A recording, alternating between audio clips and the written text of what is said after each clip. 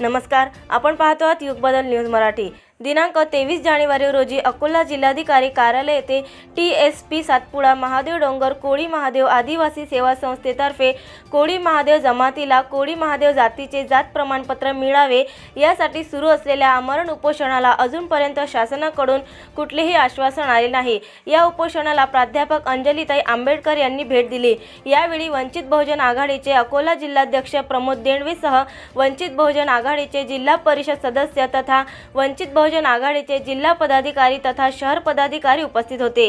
कोळी महादेव जमातीला कोळी महादेव जातीचे जात प्रमाणपत्र विनाअट मिळावे याकरिता आमरण उपोषण करते ॲडव्होकेट मंगेश बुटे, संदीप बगाडे, सोनाजी मुकुंदे, राम म्हातोडीकर, दीपक बुंदे, सचिन डांगरे, सचिन वडाळ, सुमित तरोडे, सागर बुंदे यांच्याशी प्राध्यापक अंजलीताई आंबेडकर यांनी भेट देऊन चर्चा केली।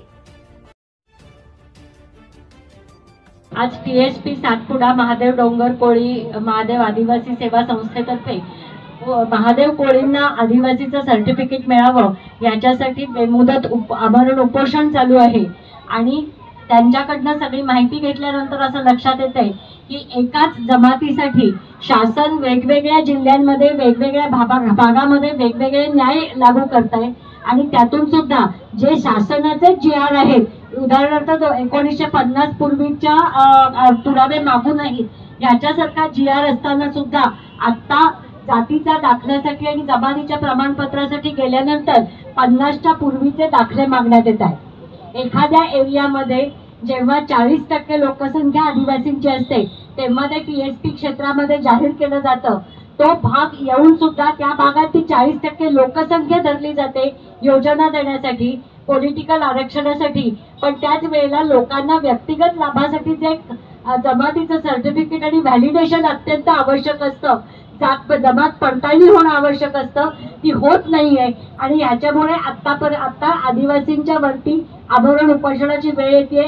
हे अत्यंत चुकीचं आहे। त्यांची मागणी न्याय्य आहे आणि त्यांच्या सगळ्या लढ्यामध्ये वंचित बहुजन आघाडी ठामपणाने त्यांच्या बरोबर आहे।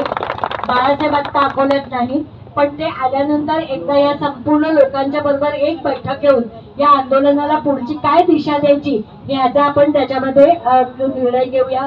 मला असं वाटतं की इथली शासनकर्ते जे आहेत ते अतिशय निर्धावलेले आहेत आणि मुळातच वंचित समूहांना कुठलाही न्याय मिळू नाही। एका बाजूला योजना जाहीर करायच्या, पण त्या योजना मिळण्यासाठी जी काही प्रमाणपत्र लागतात ती अत्यंत किचकट आणि अशक्य करून ठेवायची, ही दुटप्पी राजनीती इथल्या सरकारची आहे हे आपण लक्षात घेतलं पाहिजे।